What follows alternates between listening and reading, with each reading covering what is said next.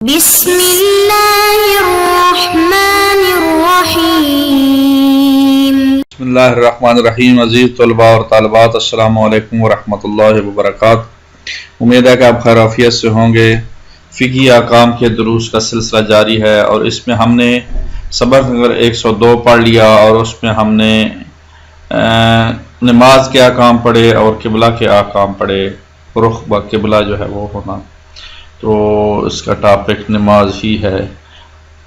اور آج سبق نمبر 103 پڑھنے جا رہے ہیں جس کا ٹاپک جو ہے وہ قبلہ کے احکام ہے۔ اس میں ہم 764 765 766 768 اس طرح یہ سلسلہ وار جو ہے وہ ہم فقہی مسئلے پڑھیں گے انشاءاللہ۔ جی بسم اللہ شروع کرتے ہیں۔ جی مسئلہ نمبر 764 ہے، اس کا موضوع اور عنوان قبلہ کے احکام ہے۔ جو شخص کھڑے ہو کر واجب نماز پڑھ رہا ہو، ضروری ہے کہ اس کا سینہ اور پیٹ قبلے کی طرف ہو، بلکہ اس کا چہرہ قبلے سے بہت زیادہ پھرا ہوا نہیں ہونا چاہیے، اور احتیاط مستحب یہ ہے کہ اس کے پاؤں کی انگلیاں بھی قبلہ کی طرف ہوں۔ تو قبلہ کے احکام یعنی قبلہ کی طرف چہرہ، قبلہ کی طرف پیٹ، قبلہ کی طرف سینہ، قبلہ کی طرف پاؤں کی انگلیاں، یہ ساری ہونی چاہیے۔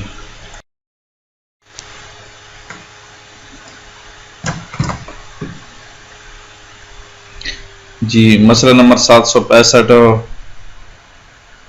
اس کا موضوع اور عنوان بھی قبلہ کے احکام ہے۔ جس شخص کو بیٹھ کر نماز پڑھنی ہو، ضروری ہے کہ اس کا سینہ اور پیٹ نماز کے وقت قبلہ کی طرف ہو، بلکہ اس کا چہرہ بھی قبلہ سے بہت زیادہ پھرا ہوا نہ ہو۔ تو سادہ سا مسئلہ ہے، میرے خیال میں اس کو سمجھنے کے لیے کوئی مشکل نہیں ہے۔ 766 مسئلہ نمبر، اس کا ٹائٹل عنوان قبلہ کے احکام ہے۔ جو شخص بیٹھ کر نماز نہ پڑھ سکے، ضروری ہے کہ دائیں پہلو کے بل یوں لیٹے کہ اس کے بدن کا اگلا حصہ قبلہ کی طرف ہو، اور اگلا یہ ممکن نہ ہو تو ضروری ہے کہ بائیں پہلو کے بل یوں لیٹے کہ اس کے بدن کا اگلا حصہ قبلہ کی طرف ہو، اور جب تک دائیں پہلو کے بل لیٹ کر نماز پڑھنا ممکن ہو، احتیاط لازم کی بنا پر بائیں پاؤں کے بل لیٹ کر نماز نہ پڑھے، اور اگر یہ دونوں صورتیں ممکن نہ ہو تو ضروری ہے کہ پشت کے بل یوں لیٹے کہ اس کے پاؤں کے تلویں قبلہ کی طرف رخ کرتے ہوں۔ تو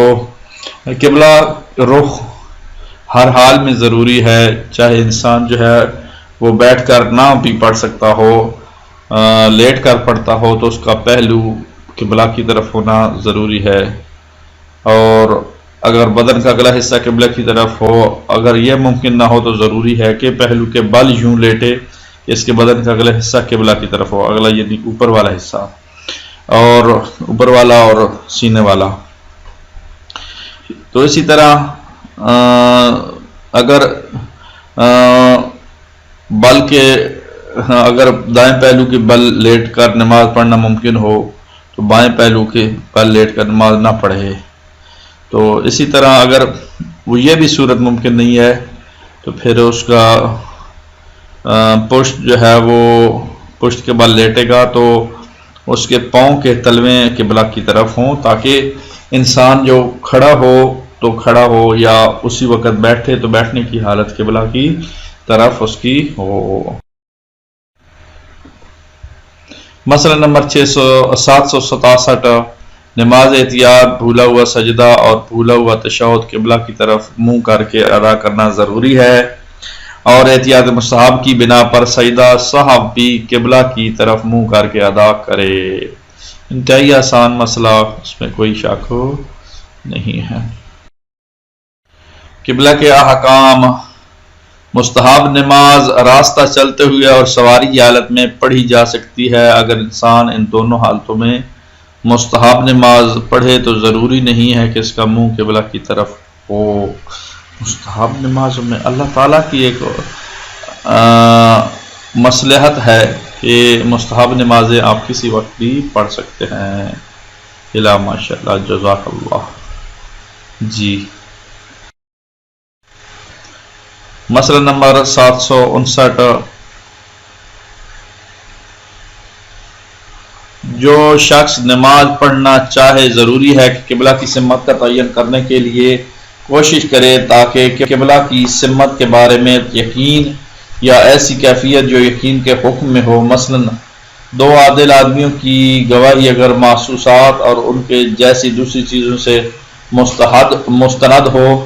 حاصل کر لے، اور اگر ایسا نہ کر سکے تو ضروری ہے کہ مسلمانوں کی مسجد کے محراب سے یا ان کی قبروں سے یا دوسرے طریقوں سے جو گمان پیدا ہو اس کے مطابق عمل کرے، حتیٰ کہ اگر کسی ایسے فاسق یا کافر کے کہنے پر جو علمی قواعد کے ذریعے قبلے کا رخ پہچانتا ہو قبلہ کے بارے میں گمان پیدا کرے تو وہ بھی کافی ہے۔ میرے خیال میں آج کل تو سمت کا تعین مشکل نہیں ہے، ہر بندے کے پاس تقریباً موبائل ہے، اگر ہر بندے کے پاس نہیں تو دوسرے تیسرے کے پاس موبائل ہے، یا انسان جہاں بھی رہتے ہیں 5-10 افراد میں سے کسی کے پاس ضرور موبائل ہوگا۔ ہاں، یہ مشکل صورتحال کہ ایک ایسا علاقہ جس میں موبائل بھی نہیں کام کرتا اور وہاں چلا گیا ہے تو اس میں پھر یہ چیزیں جو ہے وہ علامات اور نشانیاں بنیں گی، قبریں نشانیاں بنیں گی، لوگوں کے جو قواعد اور ضوابط ہوتے ہیں قبلہ رخ کے پہچاننے کے۔ جی، مسئلہ 770، جو شخص قبلے کی سمت کے بارے میں گمان کرے اگر وہ اس سے قوی ترین گمان پیدا کر سکتا ہو تو وہ اپنے گمان پر عمل نہیں کر سکتا۔ مثلا اگر مہمان صاحب خانہ کے کہنے پر قبلہ کی سمت کے بارے میں گمان پیدا کر لے لیکن کسی دوسرے طریقے پر زیادہ قوی گمان پیدا کر سکتا ہو تو اسے صاحب خانہ کے کہنے پر عمل نہیں کرنا چاہیے۔ مثلا کہیں گیا ہے تو اس کے میزبان نان مسلم ہیں، مثال کے طور پر وہ قبلہ کی طرف رخ کر کے نہیں پڑھتے لیکن ان کو ایسے اجمالی معلوم ہے کہ ادھر مسلمان پڑھتے ہیں تو اس کی بات پر عمل کرنا چاہیے، لیکن اس کو خیال آ جائے کہ میرے پاس تو موبائل ہے، کتب نما اس میں موجود ہے، اور موبائل سے جو ہی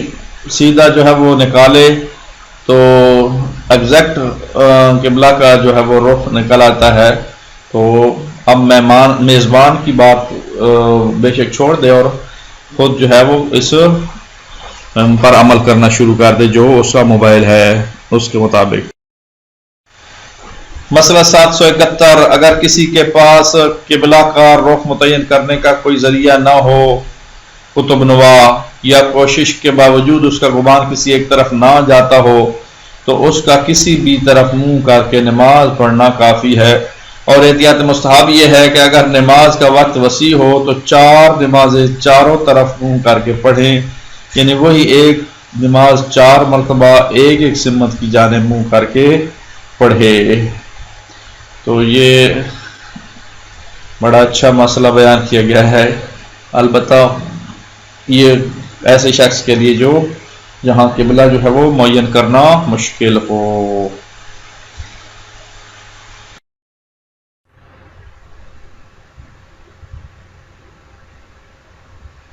مسئلہ نمبر 772، اگر کسی شخص کو یقین یا گمان ہو کہ قبلہ دو سمت میں سے ایک طرف ہے تو ضروری ہے کہ دونوں طرف منہ کر کے نماز پڑھے۔ کسی انسان کو یقین یا گمان ہو گیا ہے کہ ادھر قبلہ بھی ہے اور ادھر بھی ہے تو دونوں طرف نماز پڑھے گا، یقین کے اوپر پھر عمل تو ہوتا ہے۔ مسئلہ نمبر 773، جو شخص کئی طرف منہ کر کے نماز پڑھنا چاہتا ہو، اگر وہ ایسی 2 نمازیں پڑھنا چاہے جو ظہر اور عصر کی طرف یکے بعد دیگرے پڑھنی ضروری ہو تو احتیاط مستحب یہ ہے پہلی نماز مختلف سمتوں کی طرف منہ کر کے پڑھے اور بعد میں دوسری نماز شروع کرے۔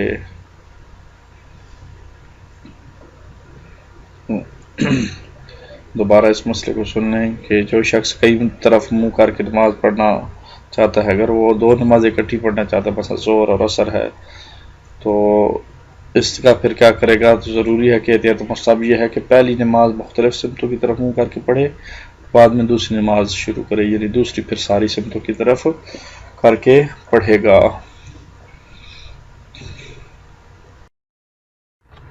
مسئلہ نمبر 774، اس کا ٹائٹل اور عنوان بھی قبلہ کے احکام ہے۔ جس شخص کو قبلہ کی سمت کا یقین نہ ہو، اگر وہ نماز کے علاوہ کوئی ایسا کام کرنا چاہے جو قبلہ کی طرف منہ کر کے کرنا ضروری ہے، مثلا اگر وہ کوئی حیوان ذبح کرنا چاہتا ہے، اسے چاہیے کہ گمان پر عمل کرے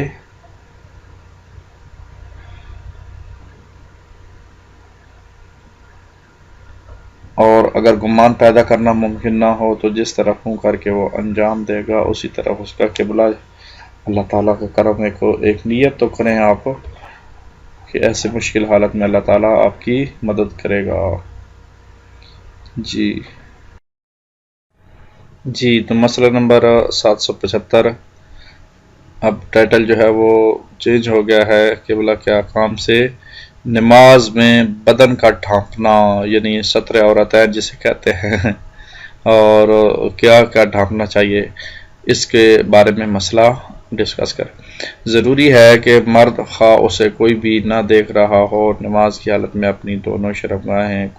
شرمگاہوں کو ڈھانپے، اور بہتر یہ ہے کہ ناف سے گھٹنوں تک بدن بھی ڈھانپے۔ مرد کے لیے ضروری ہے کہ وہ اپنی شرمگاہیں ڈھانپے، اور بہتر یہ ہے کہ ناف سے لے کر گھٹنوں تک جو ہے وہ ڈھانپے گا۔ مسئلہ نمبر 776 اور اس کا ٹائٹل اور عنوان بھی نماز ہے، اور یہاں بدن ڈھانپنا ہے، ذیلی ٹاپک۔ ضروری ہے کہ عورت نماز کے وقت اپنا تمام بدن حتیٰ کہ سر اور بال بھی ڈھانپے۔ احتیاط واجب یہ ہے کہ اپنی نظروں سے بھی اپنے سر اور بال کو چھپائے، لہذا اگر نماز کی چادر کو اس طرح سے پہنے کہ اپنے بدن کو دیکھ سکتی ہے تو ایسی نماز میں اشکال ہے۔ البتہ چہرے اور کلائیوں تک، ہاتھ اور ٹخنوں تک پاؤں کا ڈھانپنا ضروری نہیں ہے، لیکن یہ یقین کرنے کے لیے کہ اس نے بدن کو واجب مقدار ڈھانپ لی ہے، ضروری ہے کہ چہرے کے اطراف کا کچھ حصہ اور کلائیوں سے نیچے کا کچھ حصہ بھی ڈھانپے۔ تو بہرحال پردہ جو ہے وہ کسی حد تک وہ جو شرعی پردہ کہا جاتا ہے اس کو پورا مکمل طور پر ڈھانپ کر نماز ادا کرے۔ نماز کے وقت پورے بدن کا چھپانا جو ہے لازمی ہے۔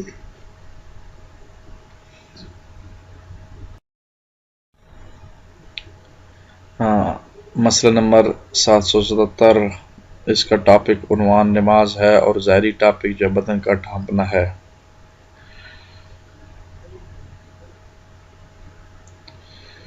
جب انسان بھولے ہوئے سجدے یا بھولے ہوئے تشہد کی قضا بجا لا رہا ہو تو ضروری ہے کہ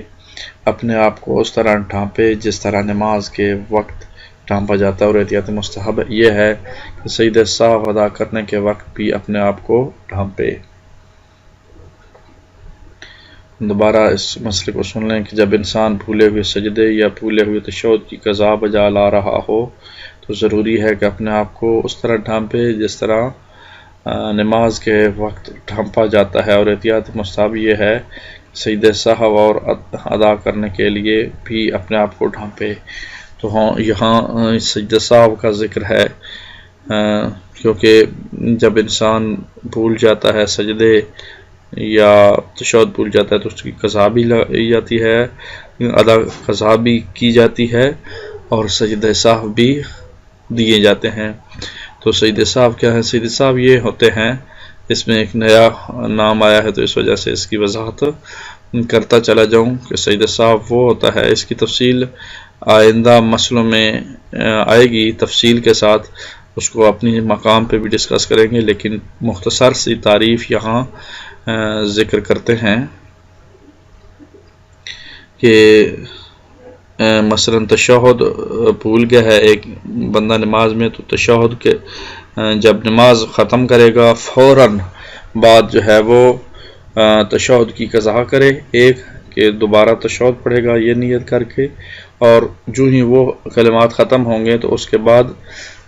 سجدے میں سر رکھے گا، اور سجدت لک یا رب تعبدن یہ کچھ کلمات ہیں وہ ادا کرے گا، پھر فوراً دوبارہ اٹھے گا، بیٹھے گا، اور پھر دوسرے سجدے میں چلا جائے گا، تو دوسرے سجدے میں بھی اسی طرح کلمات کہے گا، پھر بیٹھ جائے گا، اور تشہد پڑھ کے سلام ایک السلام علیکم ورحمۃ اللہ پڑھے گا تو یہ اس کا سجدہ ساو ہوگا۔ تو سجدہ ساو کی تعریف مختصر یہ ہے کہ سجدہ ساو 2 سجدے ہوتے ہیں اور اس کے ساتھ تشہد اور سلام ہوتا ہے، سلام مختصر سا۔ آج کے لیے اتنا ہی کافی۔ اللہ تعالیٰ آپ لوگوں کو حامی و ناصر ہو۔ انشاءاللہ اگلے درس میں ملاقات ہوتی ہے۔